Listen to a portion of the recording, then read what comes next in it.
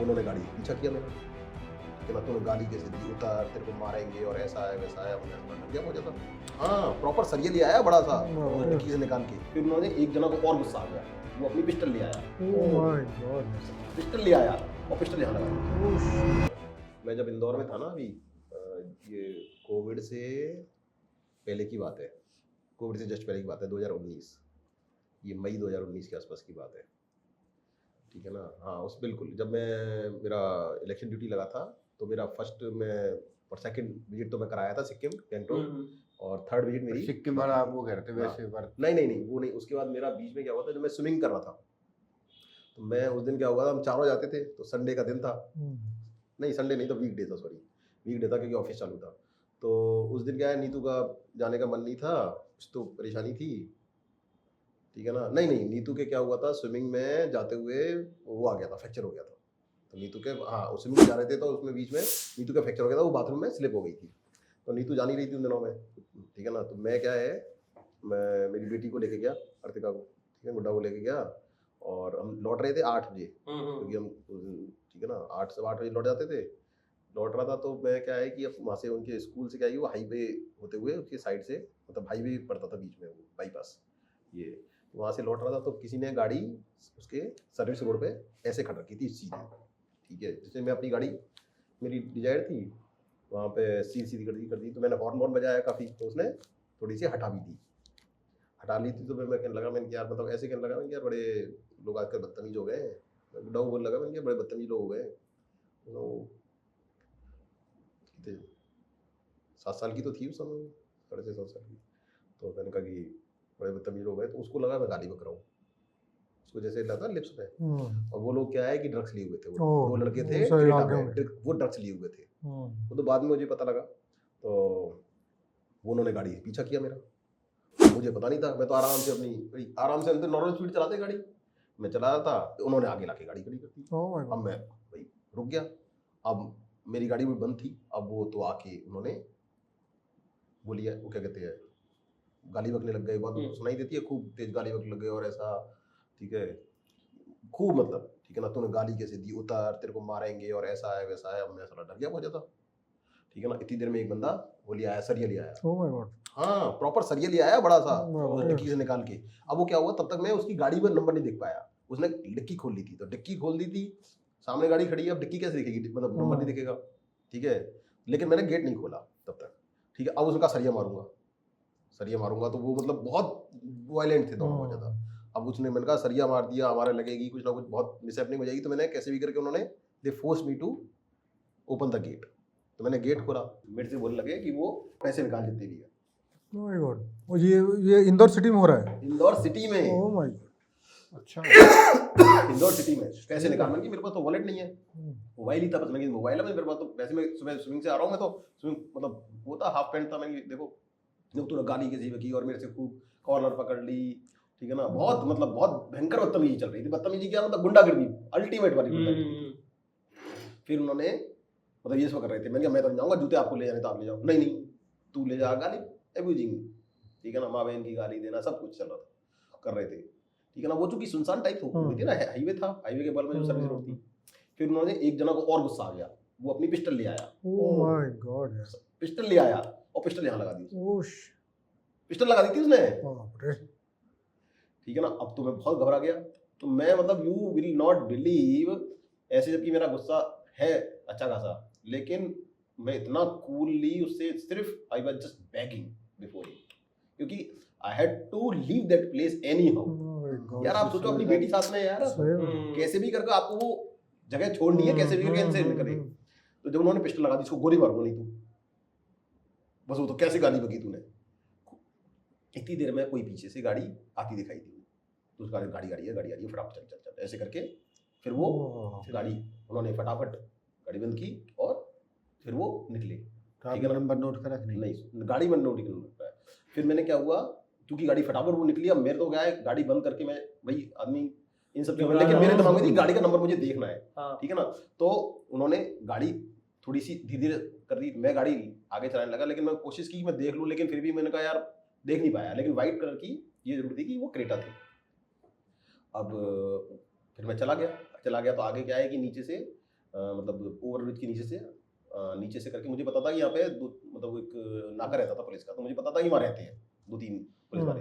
तो मैं जैसे ही वहाँ पहुंचा, मैंने उनसे कहा, मैंने बताया मैंने कि इस तरह से हम जॉइंट कमिश्नर और इस तरह से मेरे साथ ये इंसिडेंट हुआ, पूरा मैंने बताया। तो उन्होंने कहा कि ठीक है सर, चलो बाइक पे, ठीक है ना। उनका कि ऐसा है कि अब बच्चे को तो अगर कोई ले जाएगा तो अच्छा रहेगा। तो इतनी देर मेरे कोई फ्रेंड वो स्विमिंग से आ रहे थे, तो उनका सर क्या हुआ, मैंने कहा यार ये हुआ। तो क्या आप सर आप चिंता मत करो, बच्चे को हम छोड़ देंगे, आप ये करो, ठीक है ना। तो मैंने कि वो आप, मैंने घर बता दिया कहाँ पे, मैंने कि और बाकी गुड्डा बता दिया, कोई दिक्कत नहीं हो, तो इतना बताया सब, ठीक है ना। तो वो लेके उसको चले गए। फिर मैं उसके साथ वहाँ गया, वो मेरे को बाइक पे लेके।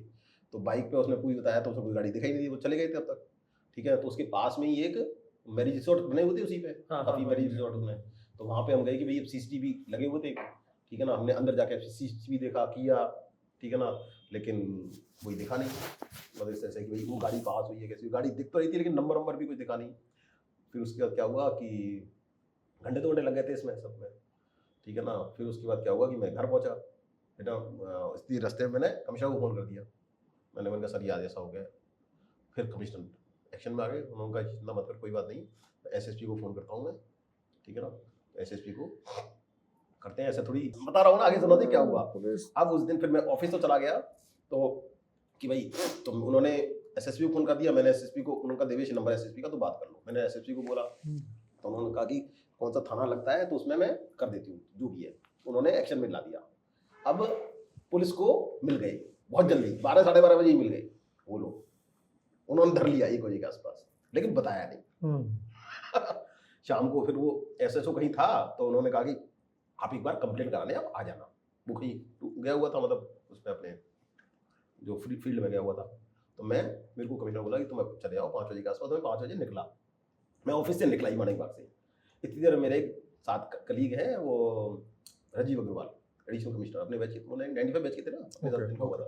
उनका फोन आया, देवेश कहाँ हो यार तुम। मैंने कहा सर वो FIR कराने जा रहा हूँ। वो पैसे के बाद तो कहाँ पहुँचे हो, मैंने सर निकला ही ऑफिस से, तो यार आ जाओगे जरा वापस। सर क्या हुआ यार, अर्जेंट आ जाओ यार प्लीज यार। मैंने कहा मुझे पता था ऐसे तो बुलाएंगे, इस बहुत सेंस। मैंने कहा सर मैं वापस आया, ठीक है ना। मैंने सर क्या हुआ, तो यार वो लोग मिल गए और वो लोग माफी मांगना चाहते हैं। सर आपको क्या पता, आप तो कहीं पिक्चर में ही नहीं हो।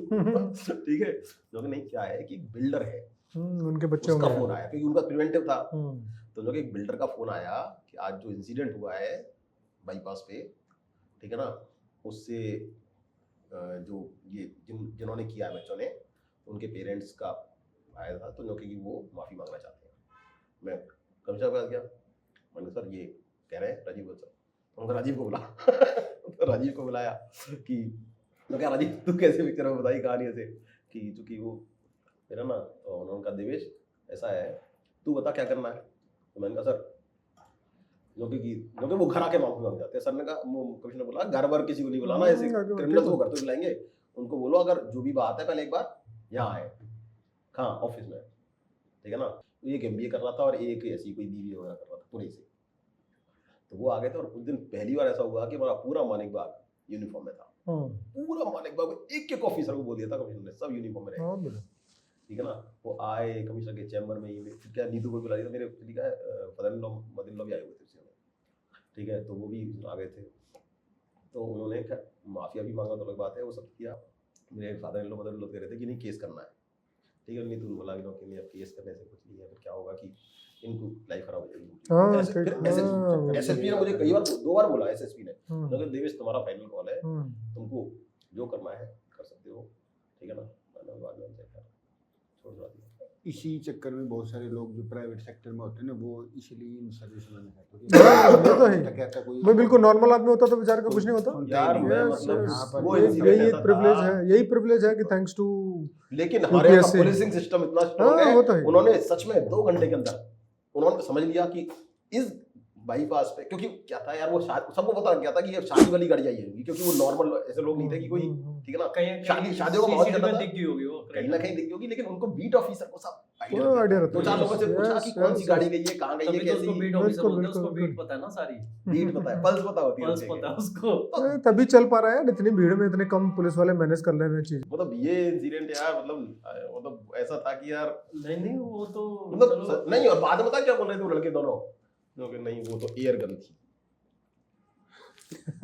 चाहे एयर गन हो चाहे जो कुछ भी हो भाई, हिम्मत कैसे पड़ गया नहीं भैया? सुनो सही, भाई उन्होंने पता है क्या कहा, रूल के हिसाब से कमीशन जब रहते साले ये आप बता air एयर गन को यहाँ रख के चलाएगा तो आदमी मरेगा नहीं, ठीक बात है, तभी मरेगा, ठीक बात है। एयर गन को दूर से चलाएगा तो हाँ, ठीक है, फिर भी थोड़ा बिल्कुल बहुत बिल्कुल बिल्कुल। फर्क कम पड़ेगा। नहीं, एयर गन नहीं, आपने यहाँ चला दी ना, हाँ वो तो फटे अगर भाई, आज अंदर जाएगी वो। पेनिट्रेट करी नहीं जाएगी। नहीं नहीं Penetrate करेगी। रूल के पर हिसाब आपकी से भी सर्विस है में तो कि उसकी अगर भी आप ट्रेनिंग एयर कराते हैं गन ना। दिखा तो के उसको है भाई, सेम रूल ट्रेनिंग माना कराते हैं, जाता है। फायर वीपन स्टैंडिंग तो होता है भाई, लेकिन एक ही कोई फर्क यहीं पे लगा दे अगर रिवॉल्वर, तो वीपन स्टैंडिंग क्या करेगा?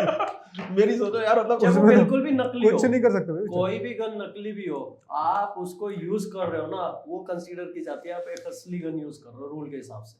बात वो नहीं है, रूल ये है, तो वो सारी धाराएं लगती है, वेरी ट्रॉमेटिक यार, वो बड़ा वो सारी धाराएं लगती है, चाहे वो नकली है चाहे असली है, असली वाली धाराएं लगेंगी, ये रूल कहता है। हूँ doctor Khan, founder and director of KSG। मेरे बारे में जानने के बाद और मेरी कहानी सुनने के बाद जोश टॉक ने मुझे अप्रोच किया, और उसके बैकड्रॉप में आज एक मैं बहुत बड़ा अनाउंसमेंट करने वाला हूँ आपके लिए। जोश टॉक ये मानते हैं कि उनके परिवार में बहुत सारे प्रतिभावान व्यक्ति हैं, बहुत सारे टैलेंटेड लोग हैं, और उनके पास देश में कुछ करने की बहुत बड़ी इच्छा शक्ति है, बट किसी वजह से, फाइनेंशियल कारणों से या कोई और ऐसी दिक्कत की वजह से, जिसकी वजह से वो उस गुणवत्ता के ट्रेनिंग और सपोर्ट को प्राप्त नहीं कर पाते हैं जो कि उन्हें उन सफलता के मुकाम तक ले जाएगी जहां पर वो देश की सेवा कर सकें। मैं मानता हूं कि देश के हर युवा में एक प्रतिभा है। जोश के माध्यम से आज मैं ये एक बड़ी अनाउंसमेंट करना चाहता हूं कि फाइनेंशियल इशू की वजह से अगर कोई स्टूडेंट अपनी प्रतिभा का प्रयोग नहीं कर पा रहा है तो वो दिक्कत आज के बाद नहीं रहेगी। आज आपको मैं जोश के माध्यम से ये बताना चाहता हूँ कि मैं बहुत बड़ी स्कॉलरशिप देना चाहता हूँ, और ये इंश्योर करूँगा कि अगर देश में कोई टैलेंटेड व्यक्ति है जो कि पढ़ना चाहता है, कोर्स करना चाहता है और सिविल सेवा में जाना चाहता है, उसको फाइनेंशियल इशू की वजह से रुकना नहीं पड़ेगा। और ये एक ऐसा मुकाम है, एक ऐसा अवसर है देश का, जब हम देश में गुजर रहे हैं अमृत काल से, we can always contribute to this beautiful India through this services. इसके बारे में, जो स्कॉलरशिप के बारे में डिटेल्स चाहिए, वो नीचे दिए गए लिंक में अवेलेबल हैं, एंड हम साथ मिलकर आगे बढ़ते हैं।